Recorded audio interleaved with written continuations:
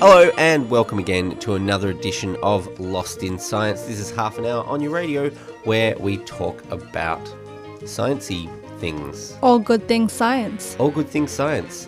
I'm Stu, and on this week's show I'm going to be talking about randomness. Randomness. What is random? What does it mean? And why is that even important to science? What has that got to do with science? Ooh. Manisha, what are you going to be talking about? I'm going to be talking about one of those things that we've all probably pondered and wondered about and asked each other and thought about in ourselves. Are you an early bird or a night owl? And really, what makes you either? And is there a real thing that makes you either? Interesting to find out. Yep. I'm not sure about cephalopods, whether they're early birds or night owls, but Claire is going to be talking with Dr. Zoe Doubleday about how cephalopods are taking over the world. Yep. It's a little bit scary. All I can imagine is squid attack. The smartest invertebrate on the planet, benefiting from climate change, apparently. Ooh. So, more of that later in the show. Stay tuned.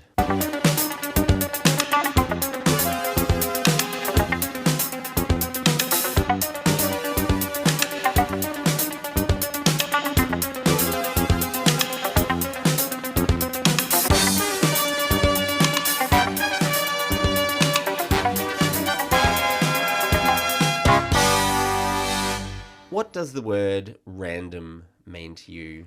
I'm really, really inclined to just scream into the microphone or something. I'm thinking it, but I feel like our listeners are not going to appreciate that. No, probably not. No, And but to me, that's random. it's kind of passed into vernacular usage as a term meaning something unusual or out of the ordinary.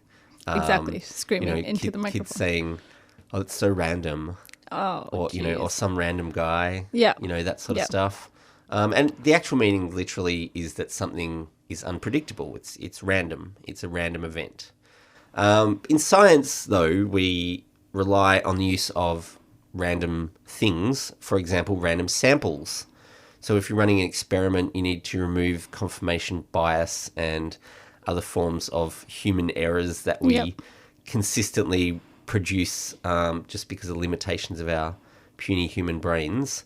And obviously, if things aren't random, then it can skew the results or the findings of your experiment. If you always select a particular type of thing, or you always select it at you collect always data sample at a particular time of day, or sample from the same population. Yeah, that's right. So the randomness in science is an important factor. So we kind of have to allocate sampling by using random numbers. But how do we choose random numbers? Well, the old-fashioned way to do it used to be you get random number tables, which were printed tables, and then you would use these tables. There was ways of allocating, this is the next random number, this is the next random. Obviously, that's not random. You could try asking people, you could say to people, hey, think of a number between 1 and 20. That's not so random either, No, though. it's actually terrible. We're notoriously bad at doing this because we've got such weird associations with specific numbers, and we're subconsciously superstitious about things and all these sorts of things. If it's any consolation, I was thinking of the number 12. So whoever else was thinking 12, not random. Random. There's only 20 numbers to choose from. You got a 1 in 20 chance of getting the same number. Yeah. When someone did a survey on this, I looked it up. Someone did a survey on the website Science Blogs, where they just blog about science things. Oh, that's interesting. People overwhelmingly chose the number 17. Really? So the number 17, they graphed all the results, and the number 17 had a huge peak on that so number. Maybe 12 is a bit more random. And they were asked to pick a random number between 1 and 20, and the next most picked number was 7. Oh. So for some reason in our There's heads, something 7 about is 7. 7 is a number that's random, but it's like, well, it's an odd number, it's a prime number, it's but it's not random. And we're really just bad at it. We think we know what random is, so we go, 17, that's a pretty random number, but it's not actually a random number if everyone chooses that number. And you would think that, maybe computers would do better than us. And in fact, in this survey that they did, they were putting it into a random number generator in a computer, and the computer got a much more Wider even spread Yep. of numbers. It wasn't, there was still numbers that were favoured oddly, but that's limited to the number of times they asked it the question. You would think over time it would even out. So does that mean computers can pick random numbers? Probably not, because... It seems kind of bizarre because they're programmed by patterns that we put into them. So Well, that's it. The applications that you use to get a computer to pick a random number is programmed based on an algorithm to pick numbers. But you can't get a computer to do something completely at random because it's a logic machine. It works only on logic.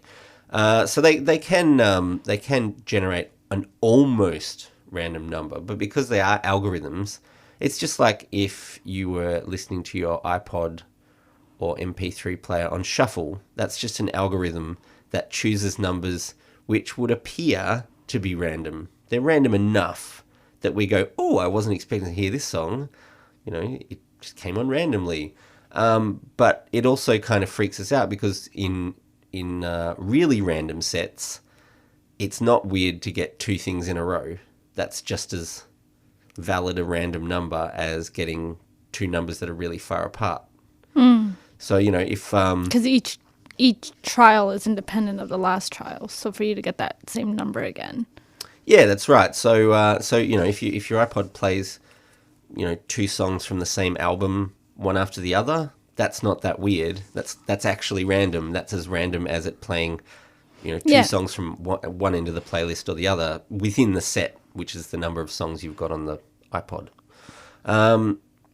So we're just actually not very good at noticing that. As human beings, we're pretty terrible at going, well, this is truly random, which is why we've tried to get computers to do things for us randomly. But again, computers are only as good at picking random numbers as the programs that are fed into them. And the old programmer saying is garbage in, garbage out. If you write crummy programs, you get crummy outputs from those programs. And if you put in crummy data, you get crummy outputs as well. But in the world of web-based communications and pretty much all electronic interaction, randomness can be very important, especially where money and security are involved. Ooh. So encryption of things like bank account details and credit card numbers and sensitive information is usually based on some form of random allocation of numbers to encode the secure information. So the more random the numbers that are generated, the harder it is for someone to crack the code and hack into your server or hack into your bank account and steal all your stuff. Oh, now I'm scared. Well, because, it's basically just that if a system isn't actually random, then it's based on a system, and the system can be worked out given enough time and enough information about what it's done before. So that's how hackers basically can crack codes and that sort of thing. Now, this is all kind of scary, but this is why I got onto the randomness train. It wasn't random. I read an article that a new system is being announced at a symposium on the theory of computing in Massachusetts in the US next month. And it's believed to be the most random system yet developed. Because what it does is it bases its random number on multiple real-world variables which come from the user's computer. So there's things that your computer's doing at any given time, which this application will grab a number from that. So it might be the clock speed of the processor at any given time, or it might be the position of the mouse on your computer screen at any given time. But they can set that up to choose which number it's going to choose. And that a combination of those randomly chosen numbers of random operations on your computer are going to help it make a more random number. Yeah. And then they run it through what they call a resilient function, and that's just another algorithm really. But what it does is filters out potentially biased numbers. So if some of the random numbers it pulls out of your computer all look a bit too similar or look a bit too biased, like if you've just left your mouse sitting on one side of the screen and it keeps going for that location as the random number, then the resilient function goes, oh no, too many times that one's come up, so we'll scrap that one and we'll use something else. The guys who developed this are from the University of Texas, and they think it's not truly random because it's still a computer program, but they think it's as random as anyone has truly got yet, and yet they still call it pseudo-randomness. It generates pseudo-random numbers, not actual random numbers. But, better security is probably better for everyone. Everyone, yeah.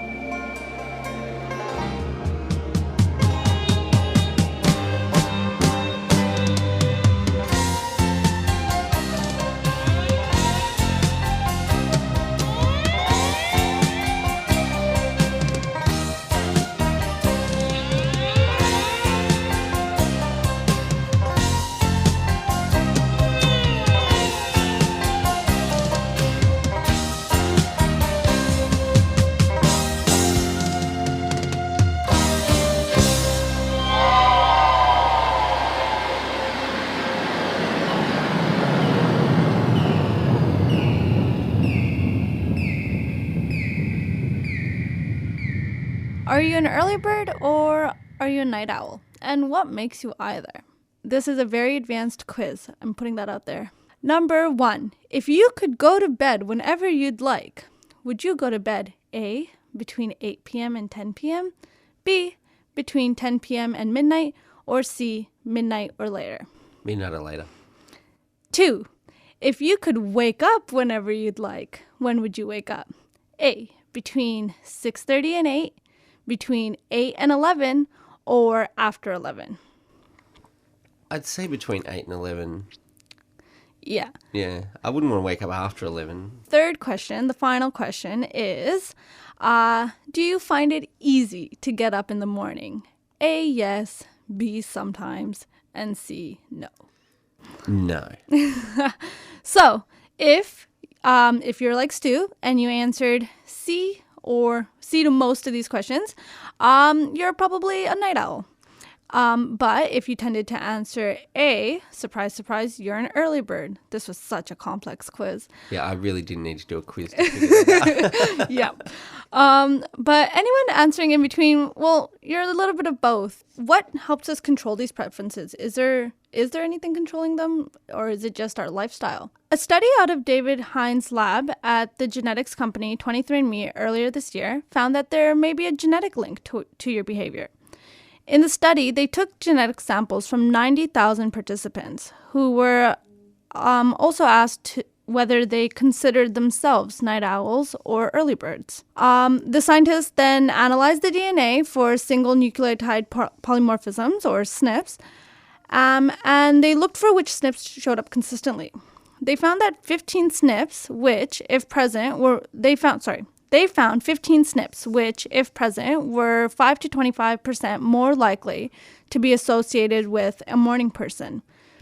The scientists did recognize that there are some life history traits that seem to also determine sleeping patterns, like age and gender, but these 15 SNPs were the still most likely to be found in self-proclaimed early birds. So they could use those genetic markers to predict if you're an early bird or not. Yeah. Wow. Yeah, and a lot of people argue that they're an early bird because of their job or whatever the case may be. But this is beyond that. This is what you would do if you had the choice. What you would do should you not have an alarm clock or a time to be up by.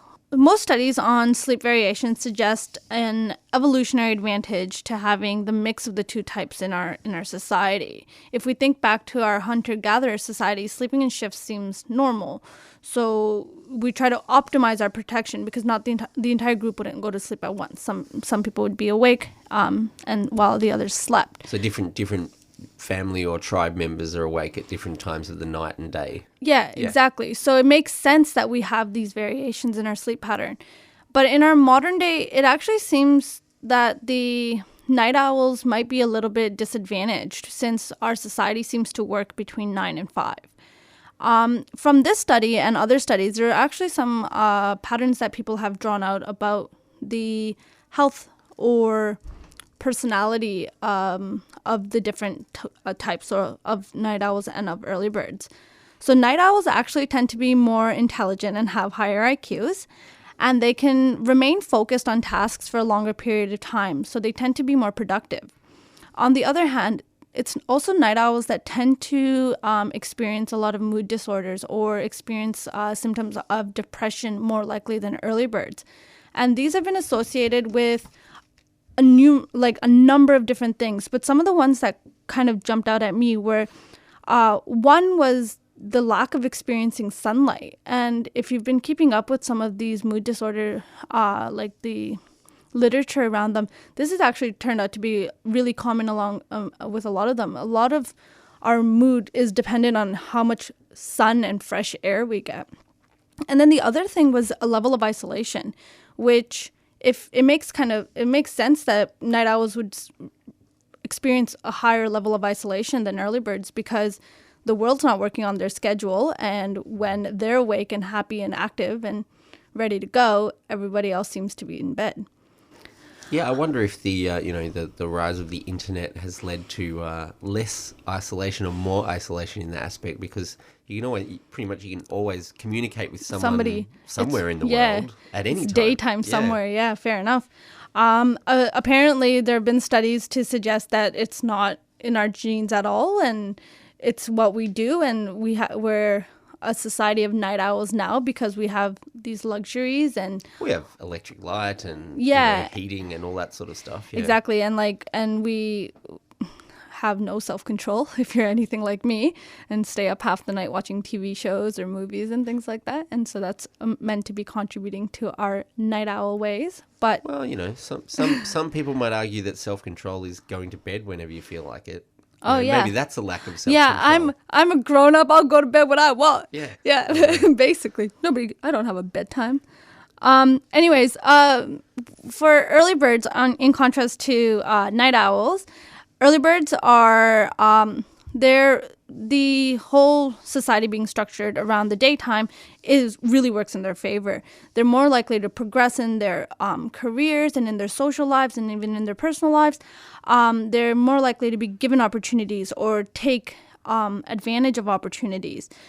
They're more proactive, so they tend to experience less strife because they can just foresee things happening, or not in like a clairvoyant sort of way, but they can prepare for challenges that come their way, and they're better at preparing for these challenges.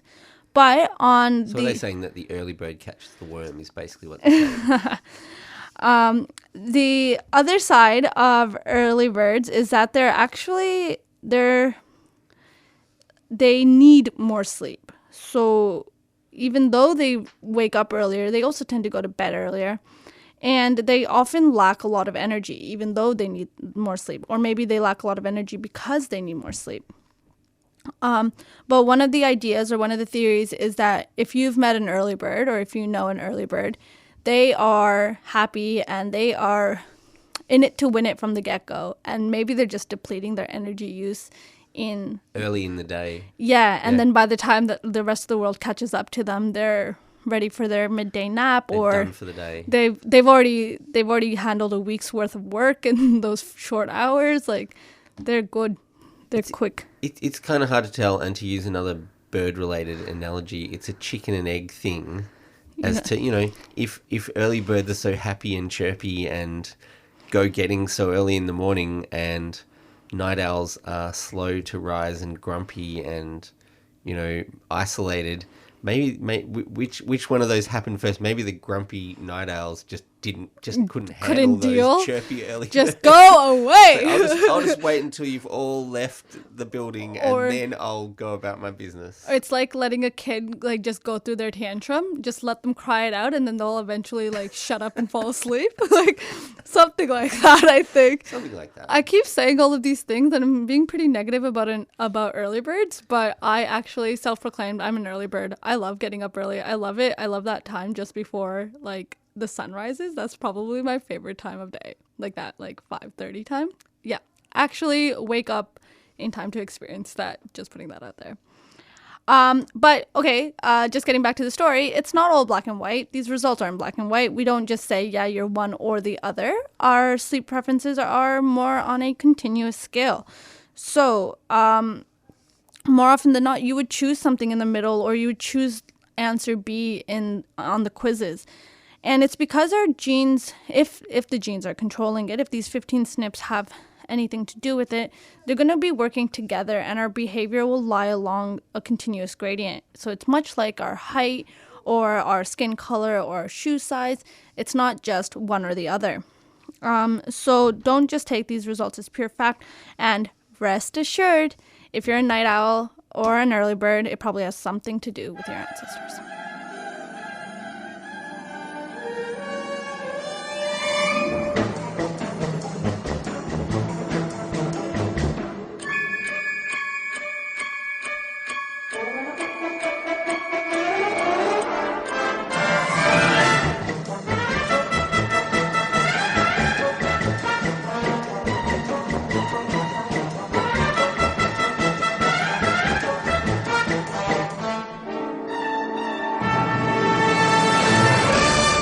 We hear a lot of news about declining populations of marine animals from overfishing, ocean acidification, and warming water.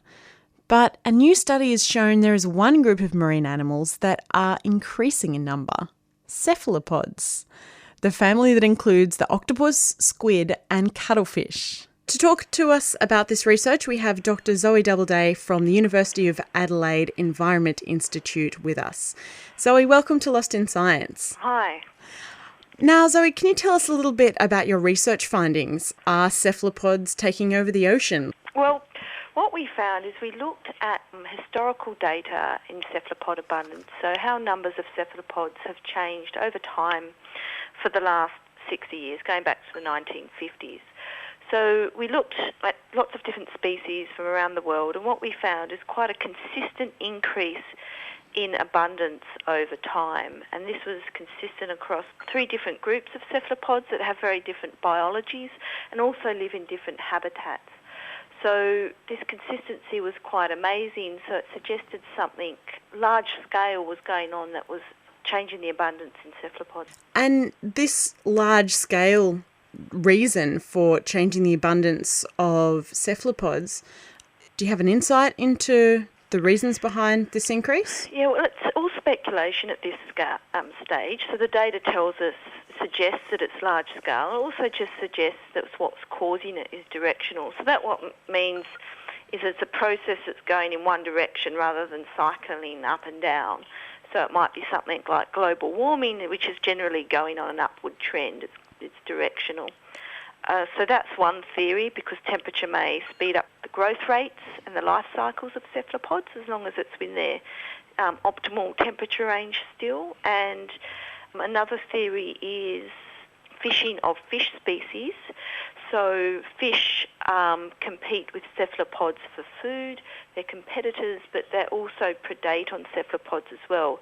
So by removing a lot of the fish species from overfishing, we may be conferring an advantage to cephalopods. But there could be multiple reasons. Humans have been changing the environment, particularly since the onset of the Industrial Revolution and European colonisation in some countries.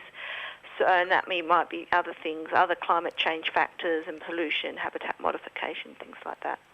And you mentioned the 3 distinct groups of cephalopods. Yep. Can you run us through them? Yeah, so, but people generally are used to things, the octopus, cuttlefish and squid. So they're your sort of taxonomic groups, as it were. Even though all those groups are included in our study, we didn't divide the data up like that. We divided it more based on similar life history characteristics. For instance, some octopus species have really large benthic hatchlings, so they're born just like their parents, but just a bit smaller. And some octopus have little larvae that float around in the ocean for months before becoming little octopus. So we decided to divide the data up into these sort of life history groups. So we had species that what we call demersal, so they live on the sea floor their whole lives. They don't move very far, both the juvenile stage and the adult stage. Then we looked at what we call benthopelagic, and that means the young live out in the open ocean, like float around as plankton for a few months before they settle down and become benthic adults and don't move very far. So they might move around hundreds of kilometres throughout their life. And then we had the last group, which was what we call solely pelagic. So the young are pelagic, they move around the water, the column, and the adults also move around in the water column, and they might travel thousands of kilometres during their life cycle. So we decided to look at all those three groups because they'll have to be exposed to different environments, but what we found was a consistent increase across all three of those groups. And in terms of their reproduction and how long it takes for them to reach maturity, are there any similarities across those three family groups? Yeah, so because we have got this consistent increase across this quite diverse group, I mean, you've got to remember there's over 800 species of cephalopods. We looked about 35 or so species/genre. So they are a diverse group, but what's common among them is they're short-lived, like most live 1 or 2 years. They grow really fast throughout their entire life cycle. They don't just slow down like sort of adults do, humans do, or fish do. They have fast generation turnover, and they're also what we call plastic, highly plastic. So it's a scientific term where we call it life history plasticity, where so if there's more food, they might be able to grow more and just become bigger and reproduce more. Is that an advantage to not having a skeleton? I don't necessarily think so, but generally I think invertebrates can be more plastic and responsive. So, but they can change their size and age when they mature quite dramatically because of just changes in the environment.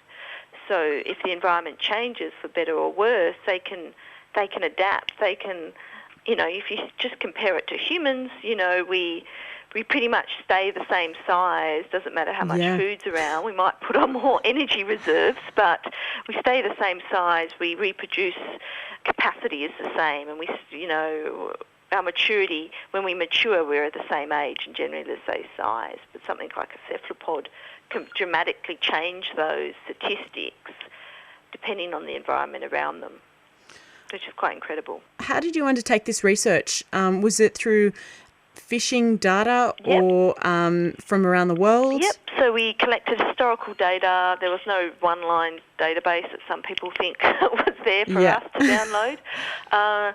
Contacted fisheries government agencies for fisheries data. We also from research institutions for scientific surveys, so survey data over many years, particularly from Europe, which have some long-term survey data. We also got data from the published scientific literature, which is already available in the public domain. We just searched widely for those papers, and also a lot of the grey literature, which we call government reports, which sometimes we can find them, and there's a lot of data in those.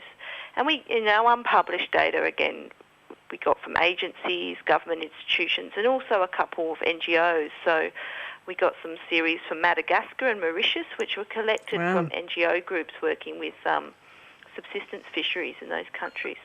It sounds like you cast your net far and wide, so to speak. Yeah, we even needed to... Getting data from some countries is quite difficult. I mean, there's more data out there, I'm sure. Like, it can be difficult getting data from Japan, and there's always language barriers. Like, I was sent a 100-page report in Japanese, and with some fisheries data in it, but it requires translation and things like that. So it wasn't a small task. Absolutely. And I need to ask you, my 3-year-old nephew, he's obsessed with giant squid. So is there going to be any increase in the giant squid population? I think that's going to make him quite happy if I can tell him that. Well, we didn't. Unfortunately, we couldn't get any data on cockatoos. Disappointing. That would be the holy grail, getting data. But they only rarely see them. They come to surface once a year or something like that. So we don't know about the giant squid. We can hypothesise about them. Maybe if they start turning up, if we start getting more and more sightings, in fishing boats and things like that over time. There's lots of different ways we could measure, but it has to be comparable over time as well. But that's something, more and more sightings, who knows, more and more whales with battle scars of Yeah, giant squids. I will keep my fingers crossed for that one. But yes, we can't say, or the colossal squid either. Zoe, thanks so much for speaking to us on Lost in Science today, and I'm really looking forward to hearing more about your research in the future and, some of those reasons behind what's led to this cephalopod boom. Yeah, that's what we want to look at next, and it'll be interesting to look at this in more detail. Absolutely. Thanks again. Thank you.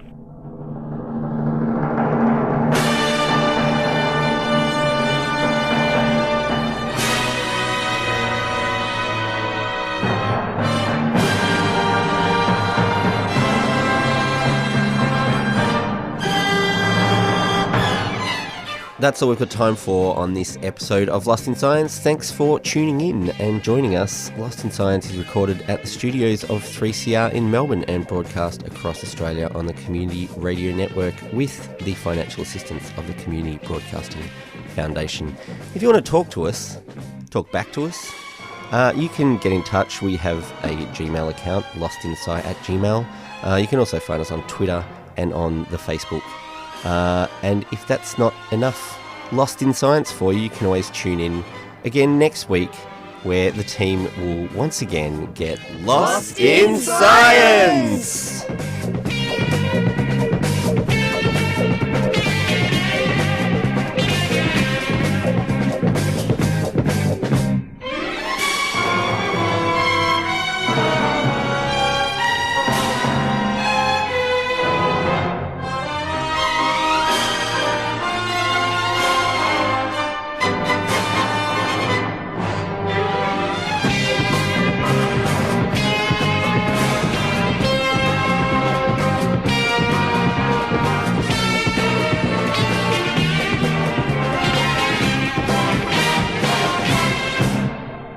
Thanks for listening to a 3CR podcast. 3CR is an independent community radio station based in Melbourne, Australia. We need your financial support to keep going. Go to www.3cr.org.au for more information and to donate online.